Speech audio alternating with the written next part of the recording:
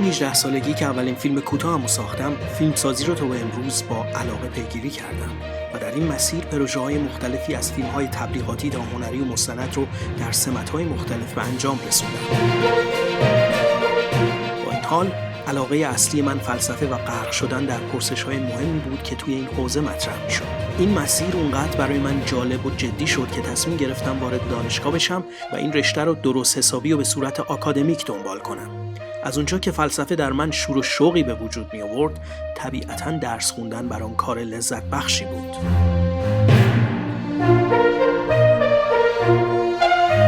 با این حال سالها بعد احساس خلایی در من شکل گرفت که روز به روز بیشتر می شد. حس می کردم خودم رو به جهانی تئوریک و مفهومی محدود کردم و از طبیعت و تجربه دنیای ملموس اطرافم تا حد زیادی غافل شدم. فکر کردم که باید هرچه زودتر از پیله‌ای که دور خودم پیچیده بودم بیرون بیام و آغوشم رو به سمت طبیعت و دنیای بیرون باز کنم. این اندیشه تحولی در زندگی من به وجود آورد تا اونجا که زندگی شهری رو با همه امکانات و فرصت‌هاش رها کردم و تصمیم گرفتم که زندگی تازه‌ای رو در دل طبیعت آغاز کنم.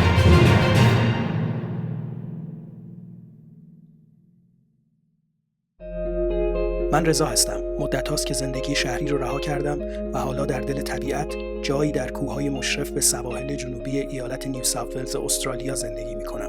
ازتون دعوت میکنم با من و رفقای وفادارم اسپی و دنا همراه بشید تا جنبه‌های مختلف زندگی در طبیعت رو تجربه کنیم. اینجا با کارها و پروژه‌هایی که لازمه این سبک زندگی است آشنا خواهید شد. کارهایی که برای من و بسیاری از شما تجربه‌ای تازه به حساب میاد. علاوه بر این دعوتتون میکنم به طور تمثیلی ترک موتورسیکلت من بشینید تا به جاهای مختلف دنیا سفر کنیم و با جلوه‌های مختلف زندگی و فرهنگ در سرزمین‌های دیگه آشنا بشیم.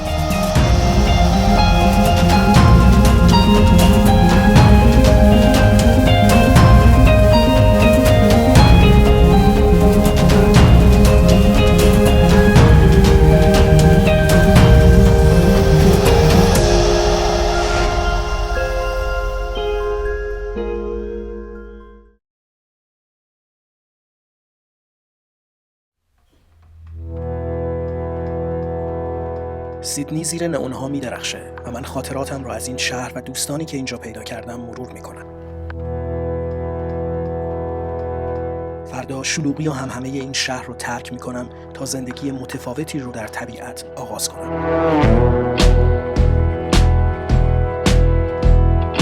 برای منی که همه عمرم رو در شهر سپری کردم، این حرکت حکم یک ماجراجویی تازه و هیجان انگیز داره.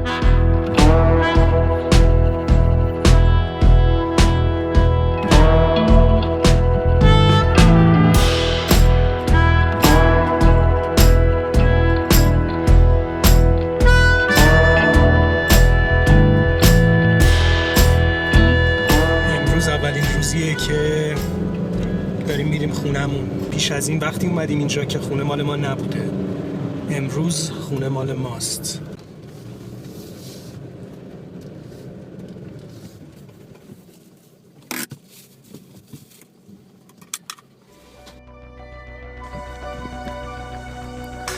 بسیار هیجان زدم.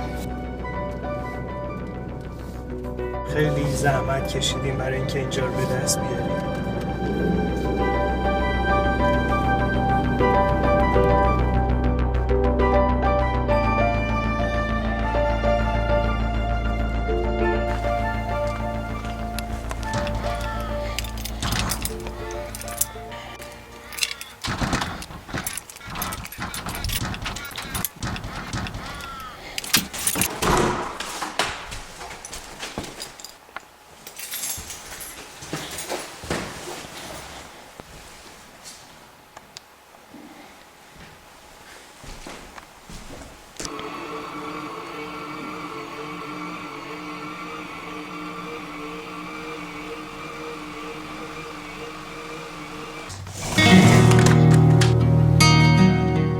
این منظره با شکوه که چشمانداز هر روزه ما خواهد بود، حس نابی از زیبایی و آرامش رو به آدم میده.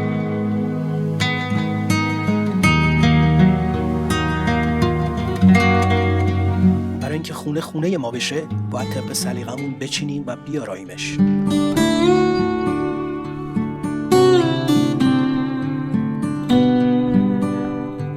اونجا که رنگای تند رو به رنگای ملایم یا خنثی ترجیح میدم، برای اتاق خواب اصلی رنگی بین بنفش و لاجوردی رو انتخاب کردم.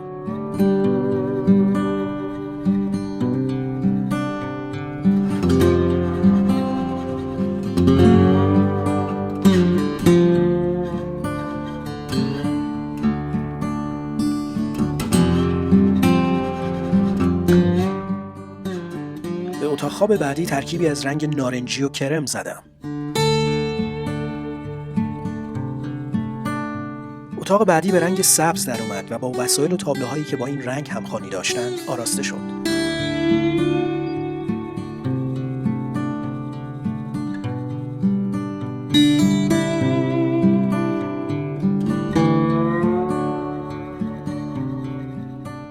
این اتاقو به سبکی نسبتاً قدیمی یا ریترو طراحی کردیم.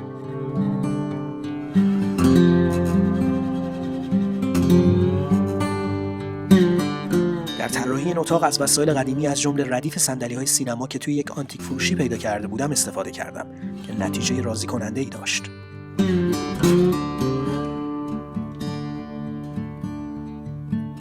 بعد نوبت به اتاق مطالعه و کارم رسید. یه سری کتابخونه دست دوم رو با کتابخونه‌ای که از قبل داشتم ترکیب کردم که اتفاقا نتیجه خوبی داد. اینجا علاوه بر اتاق کار تبدیل شد به پاتوقی برای خوندن و نوشتن و گوش دادن به موسیقی.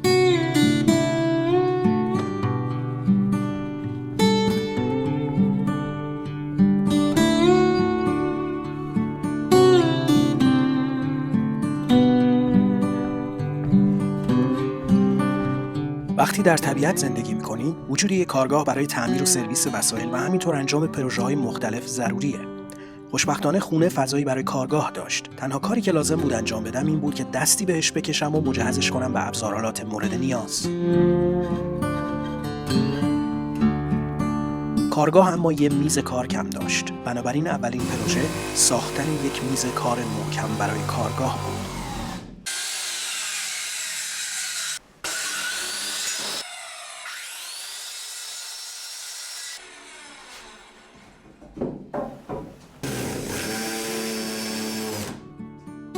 این هم نتیجه کار. حالا با وجود این میز کار میتونیم رسما به اینجا بگیم کارگاه.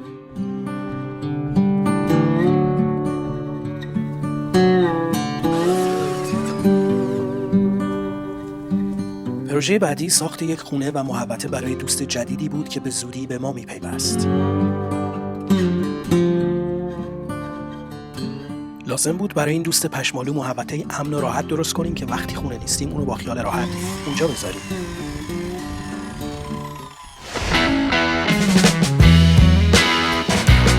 امروز همون روزیه که انتظارشو میکشیدم. قرار دوست جدید و باهوشمون رو برای اولین بار ملاقات کنم. یک سگ چوپان سوئیسی. 8 هفته از تولدش میگذره و حالا وقت اون رسیده که به خونه بیاریمش.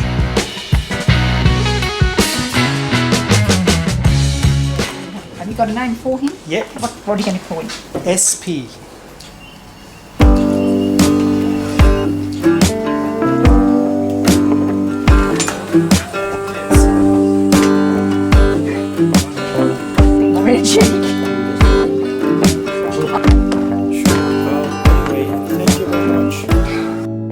قطعاً زندگی در طبیعت با وجود این دوست وفادار زیباتر و لذت بخشتر خواهد بود.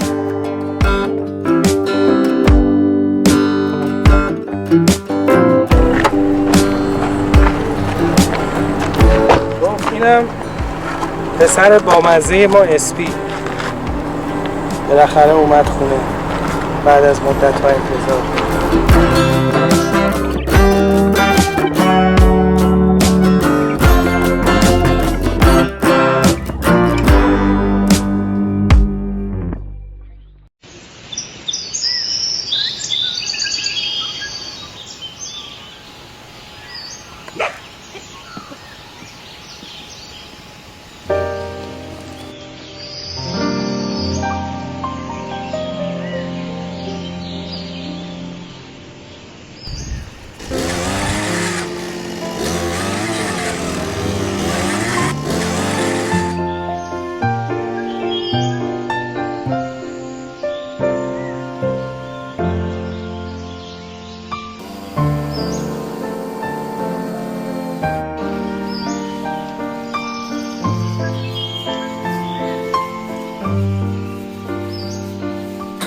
او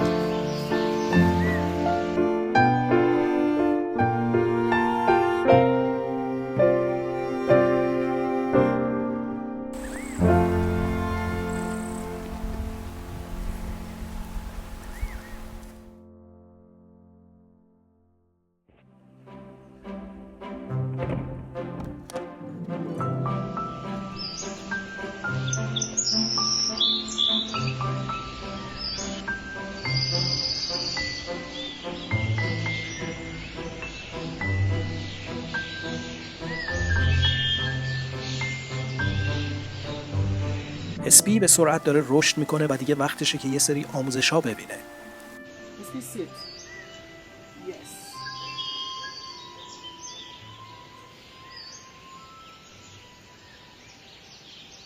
Down.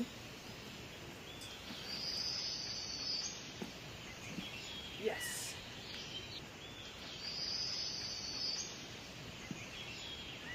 Stay.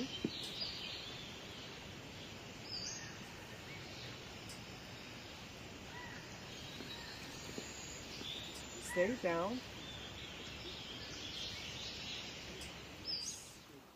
خوشبختانه این رفیق ما خیلی باهوشه و خیلی زود درساشو یاد میگیره.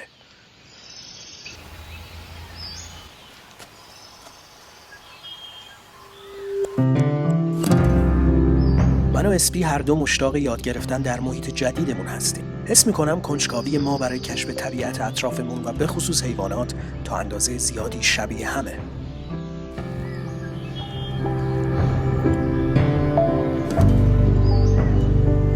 در جریان پیاده روی صبحگاهی برای اولین بار برخوردیم به یه وومبت. دیدن این حیوان بومی استرالیا از فاصله نزدیک تجربه هیجان انگیزه. وومبت‌ها که میشه به یه خرس کوچیک تشبیهشون کرد، حیواناتی علفخوار و عمدتاً شبزی هستند. اونا با حفر تونل‌هایی که گاهی عمقشون به 30 متر میرسه، زیر زمین خونه و پناهگاه میسازن.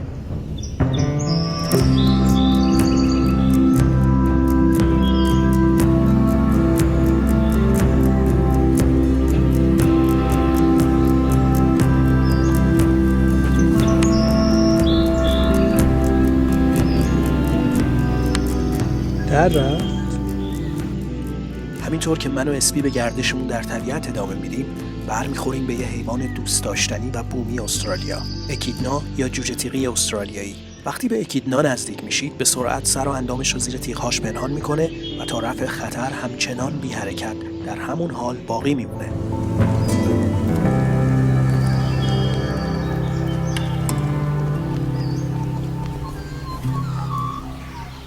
گاهی میذارم اسپی غذاشو تو محوطه‌ای که براش ساختم بخوره تا اینطوری وقتی که خونه نیستم حس خوشایندی به اینجا داشته باشه. اوکی اسپی. اوکی پدر سوخته.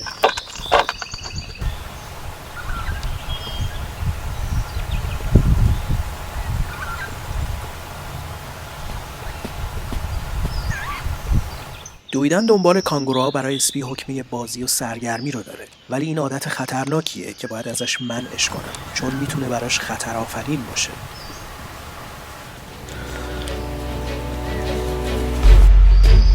اسپی به سرعت در حال بزرگ شدنه. انگار عجله داره که هرچه زودتر دنیا رو کشف کنه.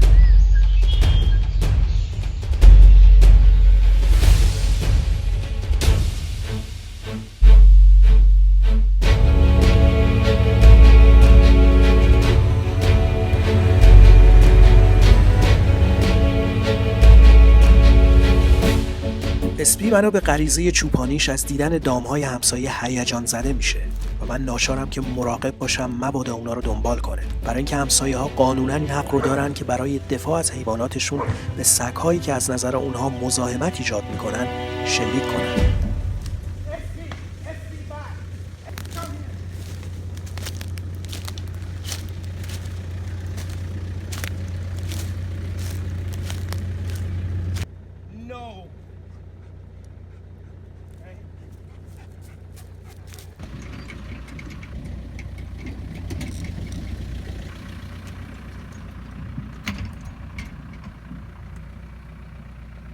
بعد از کمی تمرین و آزمون و خطا بالاخره دستم اومد که چجوری چوبا رو با تبر خرد کنم.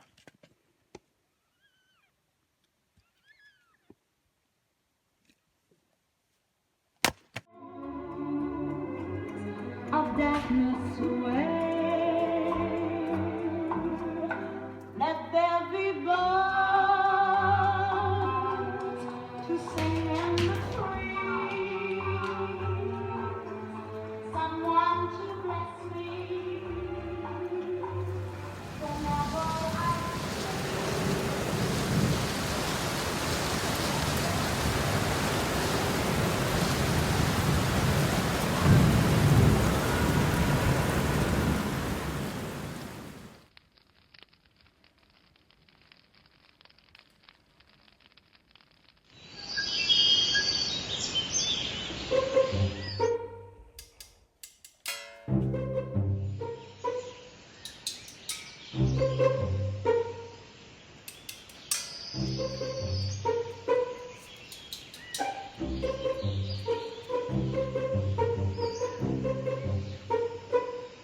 این قلعه موریانه است که توسط هزاران معمار کوچیک بنا شده، با طرحی دقیق که بهترین شرایط رو برای زندگی و بقای این موجودات خارق‌العاده فراهم میکنه.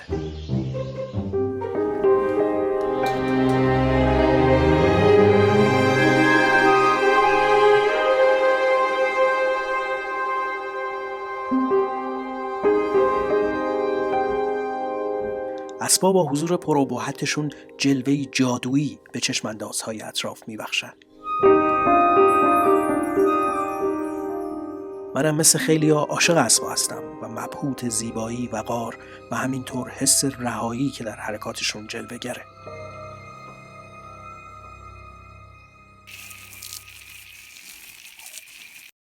محوطه جلوی خونه وضعیت خوبی نداره، بنابراین تصمیم گرفتم کارایی بکنم و سر سامونی به وضعیتش بدم. اینجا ما نیاز به یک دیوار نگهدارنده داریم، چون زمین شیب داره. به 2 طبقه یا حتی بیشتر دیوار نیاز داریم که خاکا رو نگه داره و تو فواصل این دیوارا باغچه یا درخت بکاریم. استفاده از سبدای فلزی که با سنگ پر میشه. دیوار حدود 40 سانته و مقاومت خیلی بالایی داره. زحمتش هم به مراتب کمتر از روش‌های دیگه است. شما باید اینو پر بکنی، ولی این نیست که فقط سنگا رو بریزی توش. باید سنگا رو بچینی به طوری که به این دیواره ها اصلا فشاری نیاد که شکم نمیریزه.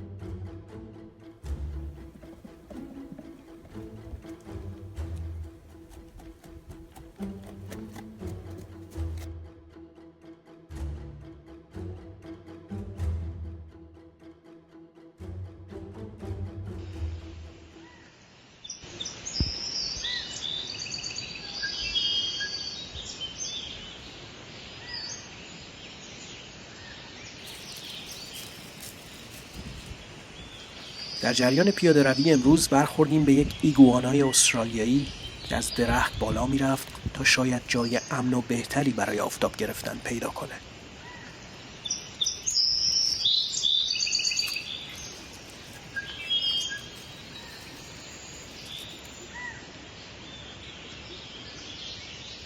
همینطور برای اولین بار برخوردیم به چند تا آهو.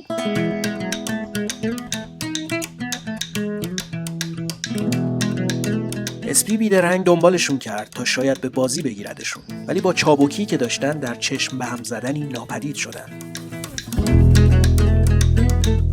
امروز هوا گرمتر شده و فرصت مناسبی برای اسپیه که شنا یاد بگیره. میدونم روش من برای شنا یاد دادن به اسپی کمی قدیمیه.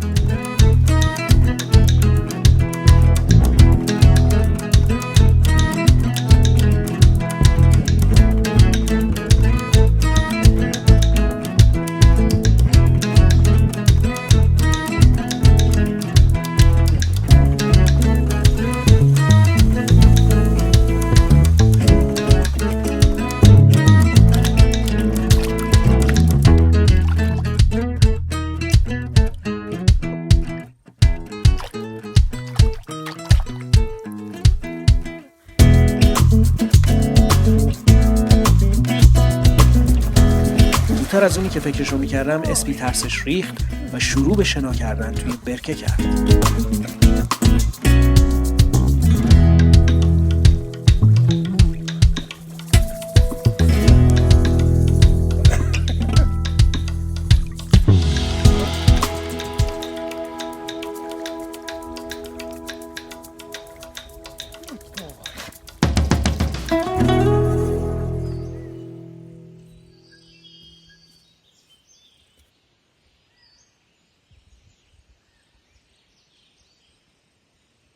اسپی که صبح شلوغی رو از سر گذرونده، خسته و خواب‌آلود خودش رو سپرده به پرتوهای گرم و لذت بخش آفتاب.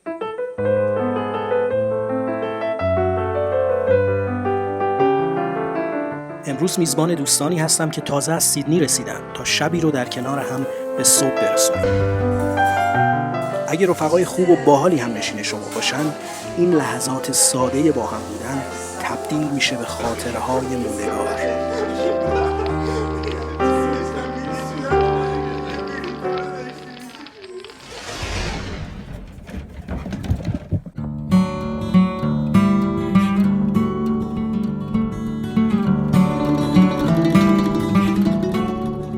اسب‌ها همواره مایه تحسین و اعجاب من بودن و همیشه از کودکی تا به امروز از اینکه دور و برشون باشم غرق در لذت بودم.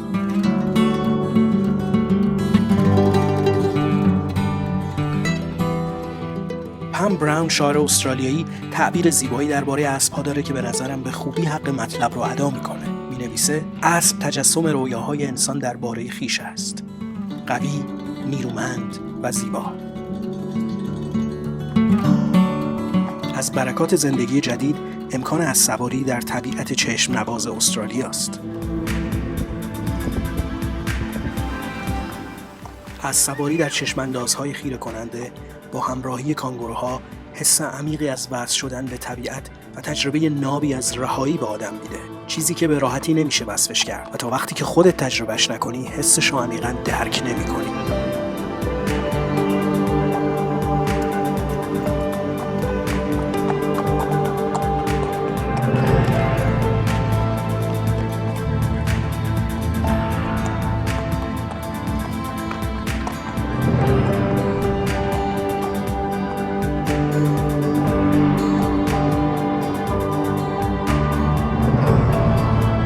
روز به پایان خودش نزدیک میشه و من و اسپی به سمت بلندترین تپه قدم میزنیم تا آفتاب رو بدرقه کنیم.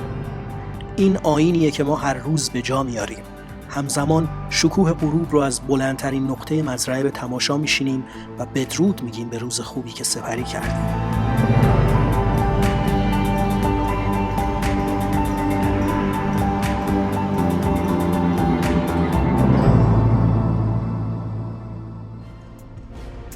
در قسمت بعد با جنبه‌های تازه‌ای از زندگی در طبیعت آشنا میشیم. و منو در انجام پروژه‌های تازه همراهی خواهید کرد. عضو جدید مزرعه رو بهتون معرفی میکنم و در ادامه داستان جالب این کانگورو رو براتون روایت میکنم. برای حمایت از کانال ایزی باندر لطفاً سابسکرایب کنید و ایزی باندر رو به دیگران معرفی کنید.